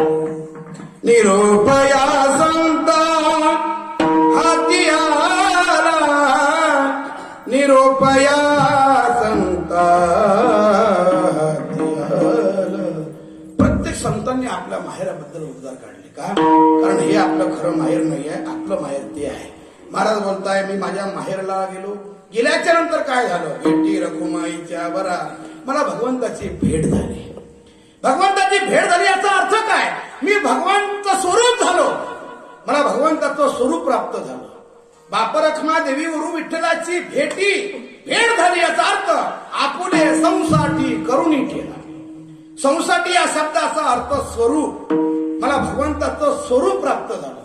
शब्द संसाठी आहे. भजनी मंडळी चांगला आहे का? संसाठी आहे. पण ज्यांचे कानपाड हरिपाड आहे ते म्हणतात आपुल्या सेवेसाठी. अजूनही ते आमच्यावर कृपा करतात. ते आपल्या सोयी करता म्हणत नाही, ही आमच्यावर त्यांची कृपा आहे. ते काय म्हणतील याचा काही नेम नाही. ज्यांच्या कानपाटाचा आहे ते काय म्हणतील याचा काही नेम नाही. पण अशी काही मंडळी असली म्हणजे बरं वाटतं जरा. शब्द आहे आपुल्या संसाठी. संसाठी या शब्दाचा अर्थ मला भगवंताचं स्वरूप प्राप्त झालं. एखादी नदी जेव्हा प्रवाह करत करत वाहत राहते आणि नदीत ते जीपर्यंत नदी कुठपर्यंत असते ती जोपर्यंत ती समुद्रामध्ये विलीन होत नाही. एकदा नदी समुद्रामध्ये विलीन झाली की नदी रूपाने शिल्लक राहत नाही. मग समुद्र आणि नदी एकरूप होऊन जातात. तुका म्हणे गंगा सागर संगमी अवघ्या झाल्या उर्मी एकम. आता नदी त्या समुद्रामध्ये विलीन झाल्याच्या नंतर समुद्राची इच्छा जरी नसेल की हिला आता ठेवायचं नाही आहे, तरी मात्र समुद्र तिला वेगळं करू शकत नाही. कारण की त्याच्या एकरूपतेला प्राप्त झाली आहे. जगद्गुरु तुकोबराय बोलताय, मी भगवंताच्या तत्स्वरूपाला त्या ठिकाणी प्राप्त झालो. मला भगवंताची भेट झाली याचा अर्थ मला भगवंताचं स्वरूपच प्राप्त झालं. मी भगवत स्वरूप झालो. आलो निजाच्या माहेरा भेटी रखुमाईच्या वरा. ज्ञानोबा दृष्टांत सांगताय, ज्या ऊसाची साखर झाली त्या साखरेचा ऊस होऊ शकत नाही. ज्या दुधाचं दही झालं त्या दह्याचं दूध होऊ शकत नाही. अशा काही प्रक्रिया आहेत, एकदाच होत असतात. ज्ञानोबा बोलताय, साखरेचा मागवता बुद्धिमंतेनी करिता ऊस नव्हे पंडू सुता जिया परी. ज्या ऊसाची साखर झाली परत त्या साखरेचा ऊस होऊ शकत नाही. त्याप्रमाणे भगवंताच्या तत्स्वरूपाला जर भगवान परमात्म्याच्या तुम्ही प्राप्त झाले तर पुन्हा तुम्हाला जन्माला येण्याची काही गरज नाही आहे. त्याची सरली हेर झाला सफळ व्यापार. महाराज बोलताय, आलो निजाच्या माहेरा रखुमाईच्या वरा. महाराज, तुमच्या जीवनामध्ये भगवंताची भेट झाल्याच्या नंतर परिणाम काय झाला? महाराज बोलताय, जीवनामधलं सगळं दुःख संपून गेलं. अभंगाचं तिसरं चरण.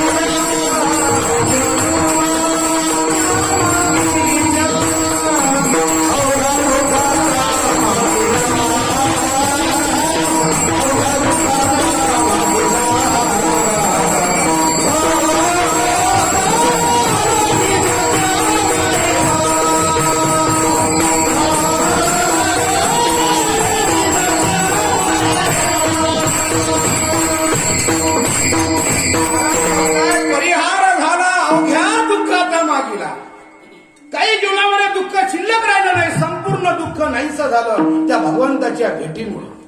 मरणाचंही दुःख नाहीसं झालं फक्त त्या भगवंताच्या भेटीमुळं. परिहार झाला अवघ्या दुःखाचा मागे.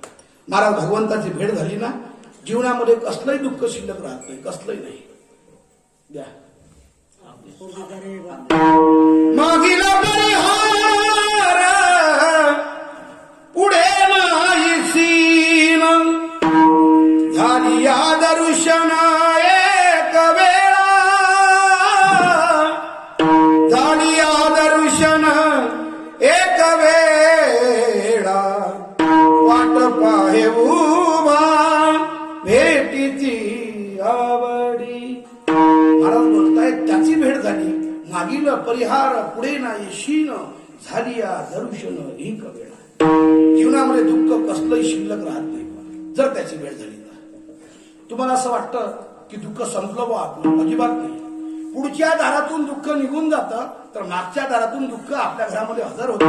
दुःख कधीही पूर्णपणे जात नसतं.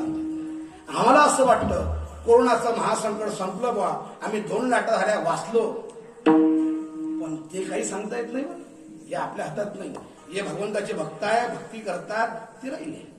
आता पुढे कोण कोण भक्ती करते आणि कोण कोण जाते काही सांगता येत. पैशावाले गेले, बिना पैशावाले गेले, काही त्याचा काही भरोसा नाही. आणि लोक बरोबर हुशार आहे, आपापल्या स्वार्थापुढी परमार्थ करतात, आपल्या स्वार्थापुढी. कोरोनाचा काळ आहे, राम राम जय राम राम जय भजन करतात.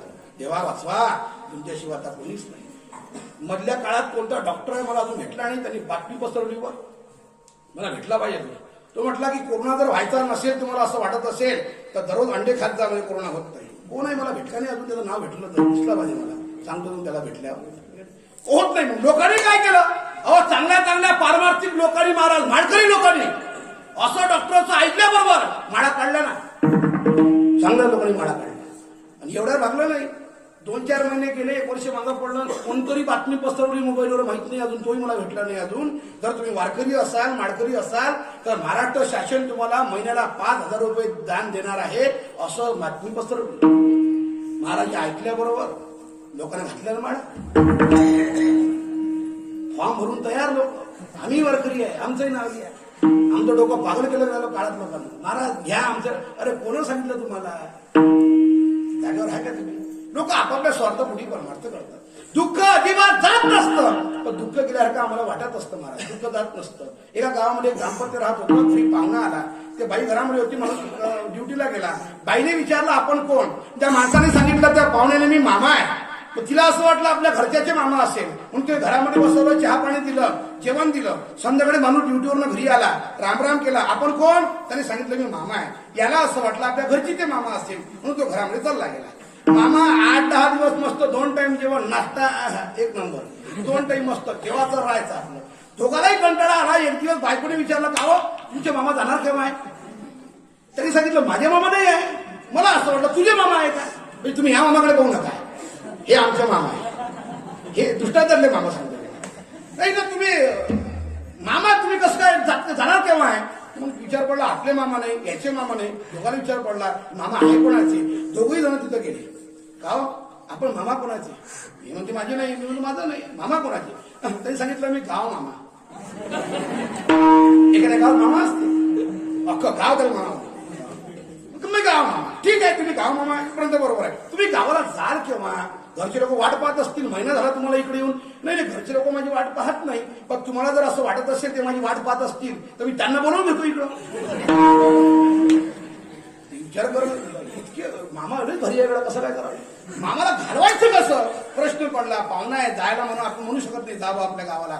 त्यांनी युक्ती केली. म्हटलं बघ मी संध्याकाळी घरी येतो, तुला खोटं खोटं मारण्याचा प्रयत्न करतो, तू खोटं खोटं रडण्याचा प्रयत्न कर. आपण असं खोटं खोटं भांडण केलं की मामा निघून जाईल, अशी आपण युक्ती करू. संध्याकाळी आला, आतमध्ये गेला, जोरजोराने आरडाओरडा करतोय, मारठोड करतोय खोटं खोटं. आणि ही बाई सुद्धा खोटी खोटी रडते. तिचा जोरजोराने आवाज मामाने ऐकला. मामाला असं वाटलं आपल्यामुळे घरात भांडणं चालू आहे, गेलेलं बरं. मामाने बॅग उचलली, पुढच्या दरवाजातून मामा निघून गेला. या दोघांनी हळूच बघितलं, मामा गेले वाटते. मामा गेले. दोघांनी मस्त ताट वाढून घेतलं, जेवण समोर ठेवलेलं आहे. तो म्हटला का ग मी तुला कसं काय असं खोटं मारण्यासारखं केलं? ती म्हटली हो बरोबर आहे, पण मी सुद्धा खोटं खोटं रडण्यासारखं कसं काय केलं? ती म्हणतो म्हणजे तुझं पण बरोबर आहे. मामा मागच्या दररोज हजर झाला, मी कसं खोटं खोटं गेल्यासारखं केलं. आम्हाला असं वाटते मामा गेले पण मामा जाणार नाही. खाण्यापर्यंत मामा इथंच आहे, काय काळजी करू नका. हे आमचे मामा केले असं वाटलं आम्हाला, पण तद्वत त्याचप्रमाणे दुःख केलं असं आम्हाला वाटतं, पण दुःख पूर्णपणे आमच्या जीवनातलं जात नसतं. आम्हाला असा भ्रम आहे, दुःख केलं दुःख जात नसतं. जीवनातलं सगळं दुःख घालवायचं असेल एकच पर्याय, ते म्हणजे भगवंताचं नामस्मरण. एवढं करत चला. जीवनामधला अमूल्य वेळ खर्च करा भगवंताच्या नामस्मरण करता. ज्यांची आठवण मला आवर्जून होते आज, ते वैकुंठवासी गाथामूर्ती बोधेबाबांचं जीवन आपण सर्वांनी अनुभवलं. बाबा जेव्हापासून गेले तेव्हापासून माझं एकही कीर्तन असं झालं नाही त्यामध्ये माझ्या बाबांचं नाव नाही आलं, बाबांची आठवण मला झाली नाही. असं एकही कीर्तन माझ्या स्मरणात नाही की ते गेलं माझं पूर्ण झालं. कारण जीवनामधला प्रत्येक क्षण हे त्यांच्या कृपेची देण आहे. तर बाबा जीवनामध्ये लाभले नसते, आम्हाला जन्म दिला आमच्या आईने, ते तर श्रेष्ठ आहेच, आम्हाला पूज्यच आहे. पण आम्हाला जन्म दिला आमच्या आईने, पण आमचं जीवन घडवलं आमच्या बोधेबाबांनी. आईपासून दूर राहत असताना आईवडिलाची भेट आणि झाली नाही, पण आईवडिलाच्या प्रेमाची उणीव कधी भासू दिली नाही. ज्यांनी आईसारखं प्रेम करणारं माझं दैवत म्हणजे बाबांचं जीवन होतं. डोक्यावरनं कुरवडून हात फिरवायचा, आईसारखं प्रेम करायचं. बाळा काही कमी असेल तर सांग, आपलं घरी जाऊ नको, अभ्यास कर. घरी जाण्याकरता निघालो, पण बाबांनी सांगितलं नको जाऊस, अभ्यास कर. आईवडिलांची आठवण येत असेल तर त्यांच्याकडे भेटीला नको जाऊ, त्यांच्याकरता काहीतरी करून दाखव. त्यांना भविष्यात असं वाटलं पाहिजे हा मुलगा आमचा आहे, आम्हाला याचा स्वाभिमान आहे, असं काहीतरी करून दाखव. हे बाबाचे शब्द हृदयामध्ये घर करून गेले आणि जीवनामध्ये परिवर्तन झालं आणि आयुष्य पुढे वाटचालीला लागलं परमार्थाच्या. अतिशय भक्तीने भरलेलं जीवन. बाबाच्या जीवनामधला एकही क्षण वाया गेला नाही. शिंक जांभई खोकला एवढाच वेळ वाया गेला. त्यांना शिंक आली, जांभई आली, खोकला आला, एवढा बाबांचा वेळ वाया गेला. आणि रात्रंदिवस झोपेमध्ये सुद्धा बाबांचं नामस्मरण चालू होतं. सांगू तुम्हाला, बाबांचा अंतकाळ जवळ आला. पुण्याच्या हॉस्पिटलमध्ये वाघोलीच्या बाबाला ऍडमिट केलं होतं. हजारो डॉक्टर लाईनला उभे होते. डॉक्टरांनी त्यांचं स्वास्थ्य चांगलं होण्याकरता प्रयत्न करावा, आपल्या गळामध्ये टेटोस्कोप काढावा, कानामध्ये घालावा. आणि त्यांच्या हृदयावर जेव्हा तो टेटोस्कोप ठेवला, त्यांच्या हृदयातून सुद्धा श्रीविठ्ठल आवाज येत होता. इतकं बाबांचं नामस्मरण. शेवटच्या क्षणापर्यंत बाबांनी वाचा बंद झाली तरी मात्र नामस्मरण त्यांचं बंद झालं नाही. त्यांचं हृदय देखील नामस्मरण करत होतं. इतकं नामस्मरण परिणाम ज्ञानदेवा धानी रामकृष्ण म्हणी वैकुंठ भुवनी घर केले. भगवंताच्या चरणाजवळ आपला प्राण, आपलं जीवन विलीन केलं. भगवंत स्वरूप झाले. त्याला म्हणतात खऱ्या अर्थाने शेवट तो भला माझा बहुगुण. आलो निजाच्या माहेरा बेटी रकुमाईच्या बरा. खऱ्या अर्थाने बाबांचा तो वैकुंठ गमन सोहळा झाला. अरे अथांग समुद्रासारखा परिवार आणि अथांग लोक त्या ठिकाणी होते. जे संन्यासी लोक त्यांनी आपल्या आईवडिलाचा त्याग केला, परिवाराचा त्याग केला, गावाचा त्याग केला, असे संन्यासी विरक्त लोक बाबांच्या चरणाजवळ यायचे आणि रडायचे. बाबांच्या चरणाजवळ यायचे आणि ढसाढसा रडायचे. बाबांचं जीवन होतं. संन्यासाला देखील डोळ्यातून पाणी आणावं लागलं. हे बाबांचं कर्तृत्व आणि जीवन होतं. ज्यांनी सर्वस्वाचा त्याग केला, विरक्त वैराग्यवान महापुरुष असे त्या ठिकाणी यायचे आणि बाबांच्या चरणाजवळ जाऊन ढसा रडायचे. बाबा तुम्ही इतक्या लवकर का गेलात, आम्हाला सोडून गेला. पंढरपूरला आलो की तुम्हाला पाहून आमची वारी पूर्ण होत होती बाबा, हे आमचं जीवन होतं. आता आम्ही पंढरपूरला गेल्याच्या नंतर देवाचं दर्शन घेणार नाही, पण जर देवाचं दर्शन झालं नाही, तुमचं दर्शन घेऊन आम्ही घरी वापस येत होतो. तुमचं दर्शन घेऊन आमची वारी पूर्ण होत होती. जीवनामध्ये राहिलं काय, फक्त आनंदात आनंद. त्या आनंदाची उणीव होती, तो जीवनात आनंद राहिला. आनंदाचं शेवटचं चरण कामणे वाणी तुकामणे वाणी तुकामणे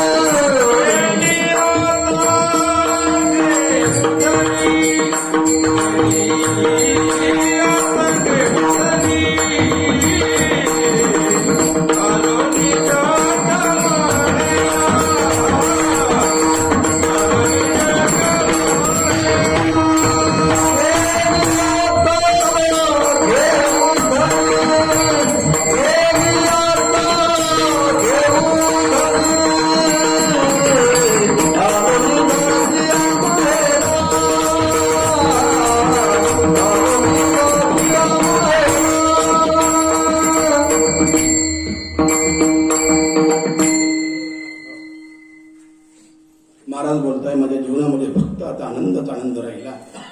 वाणी शब्दाचा अर्थ उणीव. त्या आनंदाची उणीव मला होती, ते उणीव आता राहिली नाही. तुका म्हणे वाणी गेली आता घेऊ धनी. आता अवघे ती त्रैलोक्य आनंदाची आता चरणी जगन्नाथ चित्त ठेले. या अर्थाने माझा अतिशय जीवनाचा शेवट गोड झाला, भला झाला माझ्या अल्पशा बुद्धीप्रमाणे. गुरुवरांच्या कृपेने स्वानंद सुखदेवाची सद्गुरू ठेवक महाराज या वारकरी शिक्षण संस्थेच्या गुरुवरांच्या कृपेने बोलण्याचा प्रयत्न केला. या अभंगाचा अर्थ असाच असेल असा माझा दावा अजिबात नाही. एखादा विद्वान कीर्तनकार येईल, तत्वज्ञानी येईल, आपल्या बुद्धी कौशल्याने आणखी सुंदर असं चिंतन मांडेल. आपल्या आपल्या शब्द भांडार, आपलं बुद्धी कौशल्य, आपल्या शब्दाचे झाड उभे करेल तो माणूस. काही सांगता येत नाही. मला जसं सुचलं, माझ्या गुरुवांनी जसं मला सांगितलं त्याप्रमाणे सांगण्याचा प्रयत्न केला. बोलण्याच्या ओघामध्ये एखादा शब्द कोणाच्या हृदयाला लागला असेल, माझा मला परत करा, नक्की दुरुस्त करण्याचा प्रयत्न करेल. पण एखादं वाक्य जर आवडलं असेल, तुमच्या हृदयापर्यंत, तुमच्या कर्मेंद्रियाच्या माध्यमातून हृदयापर्यंत पोहोचवण्याचा प्रयत्न मी केला असेल तर नक्कीच संग्रहित ठेवा आणि परिवर्तन करण्याचा प्रयत्न करा. जीवनामध्ये चांगला वागण्याचा प्रयत्न करा. मरा लागते ही गोष्ट लक्षात ठेवा. एक क्षण पूर्व, मरण्याच्या एक क्षण पूर्व आम्हाला भगवंताची भेट झाली पाहिजे आणि समाजाने आमचा आदर्श घेतला पाहिजे. लोकांच्या डोळ्यातनं पाणी पडलं पाहिजे, अश्रू पडले पाहिजे. संबंध नसताना देखील लोक आमच्याकरता रडले पाहिजे. माणूस होता गड्या, खूप चांगला होता, आमचं गावाचं वैभव गेलं, चांगला माणूस निघून गेला. शत्रूने देखील असं वाक्य उच्चार केला पाहिजे, इतकं सुंदर जीवन जगा रे, मरावं लागते. नक्की लक्ष ठेवा आपल्या वाक्याकडं. ते मरण्याच्या अगोदर जीवन जगण्याचा चांगला प्रयत्न करा.